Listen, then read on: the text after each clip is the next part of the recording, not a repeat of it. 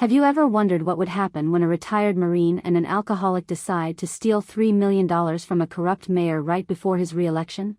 Rory, after returning from Mars, is now struggling with life on Earth. Not only is he financially strapped, but he's also watched his family fall apart. To cope with the emotional trauma, Rory has been undergoing therapy. On the other hand, Cobby is no better off. A former convict, he wastes his days drinking at Kelly's bar. One day, Cobby unexpectedly receives a call from an old acquaintance, Scalvo, a member of the underground crime organization. Scalvo has a major job lined up, and knowing Cobby is struggling financially, he invites him to join in. Naturally, Cobby can't pass up this chance to make some cash. At the meetup, Cobby is surprised to see Rory, also recruited by Scalvo. The mastermind behind this heist is Mr. B, a stormy crime boss, and his henchman Richie.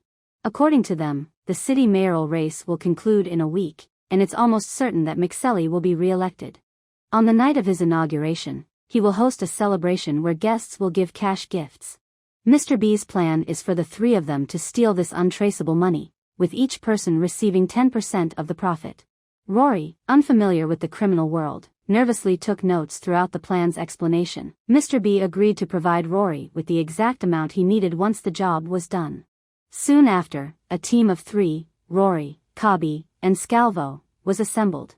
They quickly devised a detailed plan for the heist. Since the party was at a dockside restaurant, the trio approached by boat and disguised themselves as cleaning staff. Once inside, they put on masks and went straight to the kitchen, where they used guns to control the staff and force them into the freezer. Things went awry when they encountered more people than expected and found an empty safe. The money had already been moved. With no money, the plan failed. Determined not to let this happen, Scalvo decided to rob the mayor and his associates instead. However, the room wasn't just occupied by the mayor but also by many others, including the police chief. Despite losing his mask, Scalvo brandished his gun and demanded everyone hand over their valuables. Unfortunately, at that moment, someone walked in from outside, distracting the group, and the police chief took the chance to shoot Scalvo dead. Seeing the situation deteriorate, Rory and Cobby, who had just been shot, fled together. They commandeered a police truck to escape, but soon realized it had passengers, so they abandoned it and stole another vehicle to continue their getaway. Meanwhile, Mayor McSally took action. He instructed Inspector Frank Toomey to track down the thieves who had stolen his bracelet. Meanwhile, the odd couple had managed to leave the city. They called Richie and Mr. B to report what had happened. Despite the failed plan, Rory still wanted to receive the agreed-upon payment. Richie said he would send someone to them. However, just after hanging up, Inspector Toomey arrived at Richie's bakery. He knew Scalvo was connected to Richie, so he tried to force Richie to name the others involved. When Richie remained tight-lipped, Toomey vandalized the bakery in frustration before leaving. Butch, sent by Richie, arrived at Rory and Cobby's location. He was instructed to collect all the stolen goods but did not mention the reward money.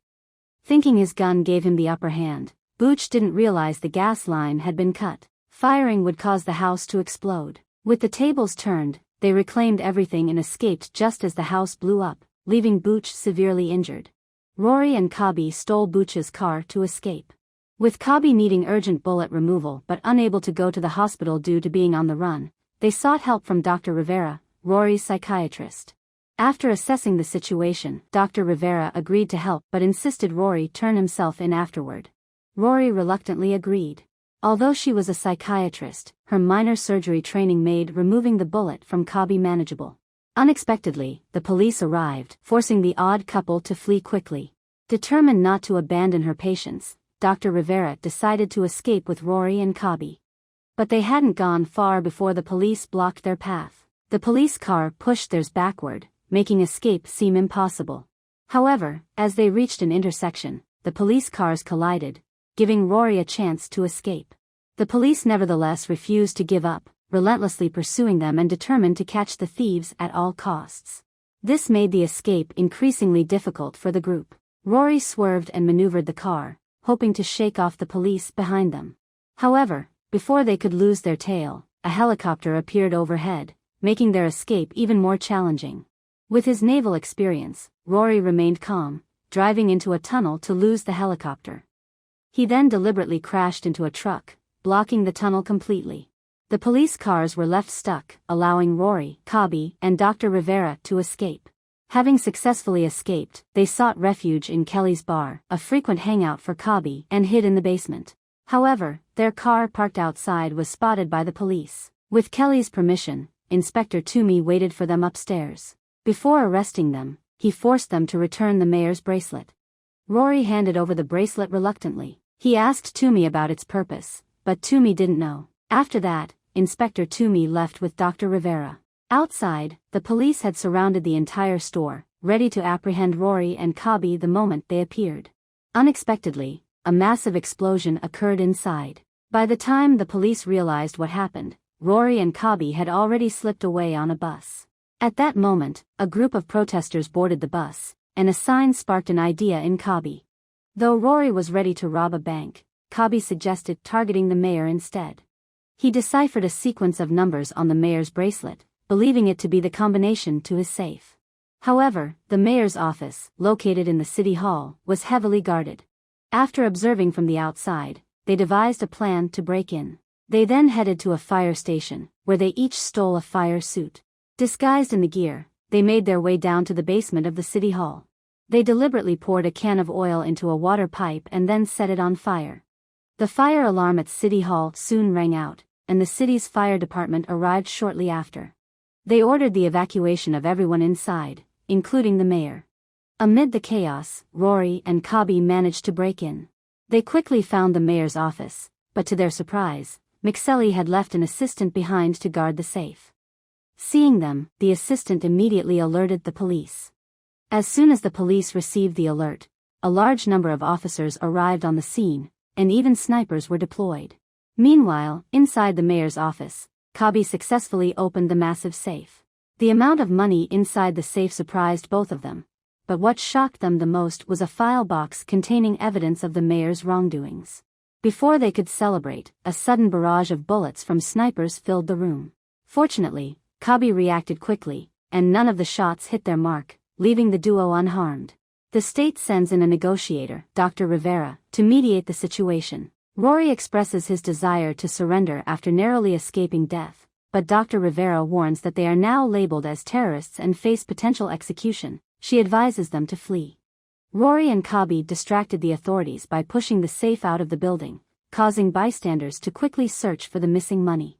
This allowed Rory and Kabi to escape in the fire truck without being spotted by the police. Despite their initial success, they were pursued by Toomey in a military vehicle and eventually captured. Kabi proposed a deal. If Toomey agreed to let them go, they would hand over evidence of the mayor's crimes. After a brief consideration, Toomey chose to imprison them. Surprisingly, they are soon released because Mark Choi, the new mayor, realizes he has a choice: either follow the trail of Mel's $100 million and enrich himself, or do the right thing and return the money to the proper authorities. Since prosecuting Rory and Kabi might lead to exposing Mel's $100 million, Choi opts for the former, freeing them from prison. Rory explains to Kabi that he needs $32,480 to see his son again. Despite Kabi's carefree attitude and jokes, he helps Rory understand that his son doesn't care about his financial situation. Kabi assures Rory that being present in his son's life might be far more important than money. That's why Rory attends his son's hockey game instead of focusing on saving money. His unexpected appearance surprises the child, but the smile on his face reflects his gratitude for his father's effort. At the end of the movie, Mr. B and Richie arrive in Montreal but die from frostbite on their journey, failing to achieve their goal. Thanks for watching. If you enjoy this, don't forget to like, share, subscribe for more. Catch you in the next video.